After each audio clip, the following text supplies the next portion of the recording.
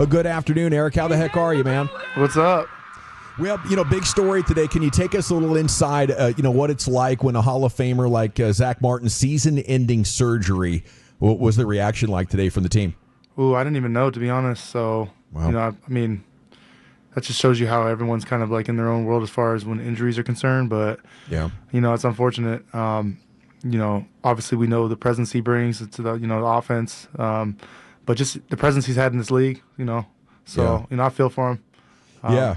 As a great yourself, I feel like you guys have this high sense of responsibility for the team needing you, right? So you've been playing through a lot of stuff, a lot of these games. Where's that line as far as when dude, I can't do it today for you guys? Yeah, I don't know. I feel like that's a good question. I feel like there's guys every week who just push that line and push the boundaries. Everybody has a little injury, whether it's prohibiting them from playing or not. But that's that line is what we work really hard to get back each week and get on the field. So it gets gray sometimes. So we're out there. It gets kind of lonely when you're out there playing hurt too sometimes. So you're the only one feeling it. Mm-hmm. Everybody expects the same product, but you don't feel right, and sometimes it's like that. Going back a week to today on Thanksgiving, DeMarvion Overshown making one of the best individual plays I think I've ever seen. There was a pretty cool moment sounds on the sideline between you two afterwards. What were you thinking when you saw this take place, and how is it playing with a guy like DeMarvion Overshown? No, I didn't even see it when it first happened because they were running a screenplay and it was like my guy. So I was like busting my butt. I was gonna cuss, but I was busting my butt to get over the top of these linemen who are just in a wall. And then all of a sudden I just see him running to the end zone and the crowd cheering. So I was so confused of how it all happened. So I was just like thirsty for the replay when I got on the sideline. But playing with a guy like him, especially this is year 10 for me. So playing with a guy like him, it motivates me. He's doing everything right. He's a great teammate. High energy level, playing unreal right now. So it motivates me to bring my game, every day. So he's been a great teammate, and it's awesome to see him just progress every week. What do you think of his game day look, where he just loads up on sweatbands on the arm? Just more sweat, more. We need more bands, more. I'm like, man, what how he said? I think the record he had 16 on at one point is what he told me was his record of how many bands he's worn, and I think that's just probably 16 too many. But it's hilarious, Now you could say he had an ass load of bands on if you want. That word's all right here. All right, cool. If that's what you want to do. Yeah, absolutely. Now in this moment, I don't know if you knew the camera and the mic was spying on you guys, but you said you want him to be the best linebacker ever, and he's got what it takes to do that. Yeah, I feel like it was cool when I watched that because I mean. At the time, it was just an in-the-moment, intimate conversation between me and him, but I didn't know that it was being recorded at all or anything like that. So even me going back and watching that, I'm like, dang, me and him were really having that conversation during the game. But it's genuine. I feel like we know what kind of skill set he brings to this game. We know what kind of energy he brings to the game. Now it's just like you got to bring it every day. You got to stay consistent. Like you said, we talked about injuries earlier. There's going to be some times where you're not feeling your best, but you still got to bring it. Sometimes. You have a long week. Sometimes there's things off the field that may affect you, where it's like people don't care about that. Your teammates don't care about that. You got to bring it every day, and he has that right attitude and that mindset. So I'm not worried about him. Hey Eric, we kind of talked about because your experience with Mike Zimmer and how you've been with him, and we've kind of seen the defense really play better each week. And is it something that that it does take some time to learn with what Zim wants you to do? Is that really because, like I say, you guys have done a great job in 5 days of shutting down some really good runners, playing some really good pass defense. Are everybody feeling a lot more comfortable playing in this scheme? Is that kind of where you're at right now? Yeah, I think so. I think everyone's more confident. We've seen a lot of looks and how people are going to try to beat us. So we're starting to get looks a little bit down, but there's always going to be some wrinkles here and there. Sure. At the end of the day, we got to bring it every week. It's like we know we're backs against the wall. Like I said, we're playing with a little bit of confidence in that right now. So we got to keep it rolling. Eric Kendricks with us here on The Fan. Are you aware that you reached the 100 tackle milestone for the season after the game? My wife actually gave me like a little shout out on Instagram about it, so I know because of her. Yeah. You know, she's congratulating me. Crazy. You know, I feel like yeah, you know, I just kind of put my head down to work, and you know, it's just here we are again. You remember your first tackle ever in the pros? In the pros, my first tackle ever. Who it was against, or I don't. okay? I remember my first sack, Okay. my first interception. Who were the quarterbacks? My first sack was Peyton Manning, and my first interception was Mariota. Oh, dude. Sack and Peyton Manning. That's a good one. That was my first career sack. I actually, yeah, this is a funny story, and I actually had this conversation with him in person too, years later. So after I got my sack and the game was over, I kind of went up to him and I was just like, "Hey, like, you were my first sack," like, you know, like just talking. And he was just like, he just looked at me like, cool, like like he's, you know, he had been doing it at that point. He won a Super Bowl that year as well, but he could care less. So I think fast forwarded like 7 years, I saw him at the Super Bowl and I told him that story and we had a good laugh. It's kind of like when I give you tips, you know, I kind of get that same feeling. You kind of give me that Peyton Manning. Yeah, what's your tip of the cool, week, cool former scout like guy. cool, Give me another tip, former scout man. You know, that kind of thing. I kind of feel like I'm getting Peyton Manning there a little bit. Oh man, you know, I respect that. I know how it feels. It's the Eric Kendricks show here on 105 through the Fan. That's classic. Okay, speaking of keeping it rolling, I know it's game to game and the focus is no doubt on the Bengals. Does anybody candidly say, man, maybe we could make a run at this? Let's do this? Yeah, I think that, you know, we're all collectively on the same page. You know, we all want that run. You know, like you said, you can't overshoot it. You know, you can't think ahead of where you have.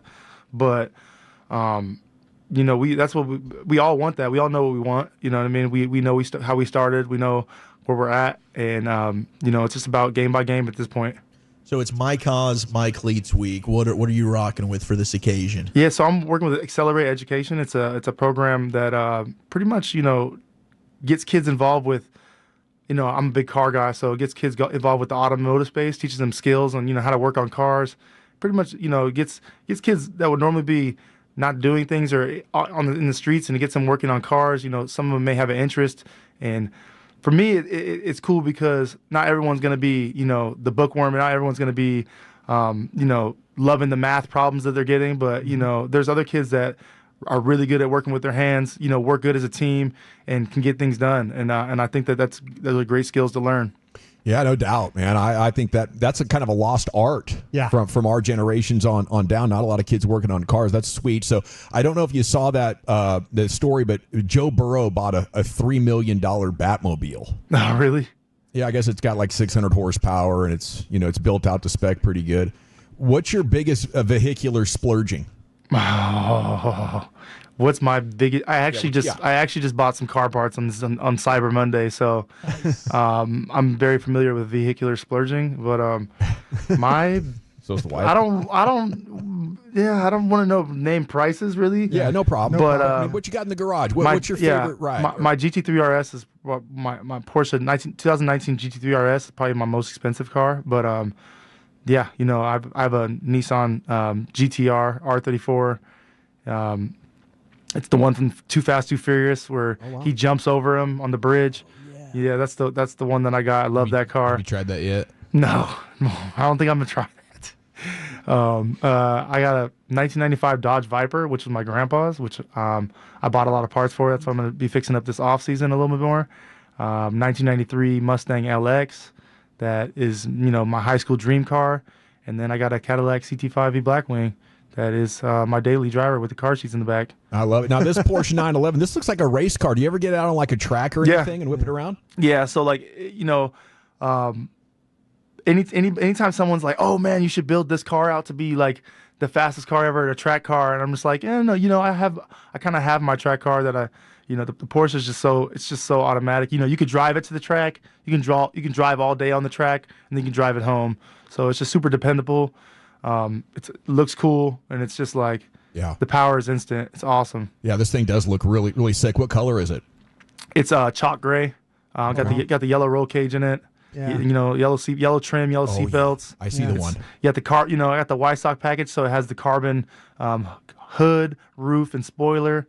The carbon ceramic brakes. So the braking on the Porsche is actually the best quality of the Porsche to me. Besides the sound of it. Yeah. I've driven Ferraris. I've driven all types of cool, awesome cars, but the brakes in the Porsche is what I think separates it. Now, do you have to take driving lessons specially to manage that? I personally have taken I've done a lot of like professional driver next to me in the seat, teaching me how to drive. I did an awesome event with Ferrari and Road Atlanta. I've done events at Thermal Racetrack in California. Yeah. So I did actually a Bridgestone winter driving school in the snow. Yeah. That we were driving like NSXs in the snow and stuff like that, which when I got back to Minnesota made me a much better like snow driver. And like made me way more aware when I'm on icy surfaces. So that was super beneficial for just everyday driving as well. Were you one of those guys that your teammates then started to call up when they needed rides when it was snowing? Like, hey Eric, I'll be waiting at the corner, man. Can you grab me? You know what? I love being the guy that they call about all their car problems or advice, and I try to lead them in the right direction or introduce them to somebody I know. I hate when they don't ask me for advice and they make a bad decision because I'm like, man, I would love to help you with this.